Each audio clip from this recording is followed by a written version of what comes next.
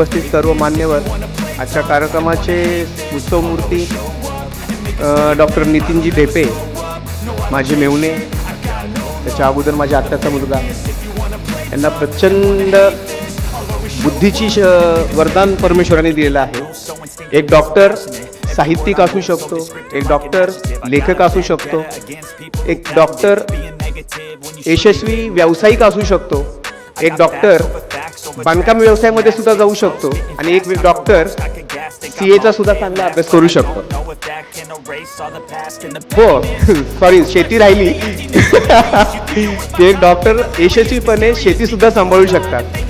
सरांनी आताच बांधकाम व्यवसायामध्ये सुद्धा पाऊल ठेवलेलं आहे आणि आता नवीन सोलार एनर्जीमध्ये सुद्धा सर काम करतायत. तर एक डॉक्टर काय काय करू शकतो याचं मूर्तिमंत उदाहरण म्हणजे डॉक्टर ढेपे.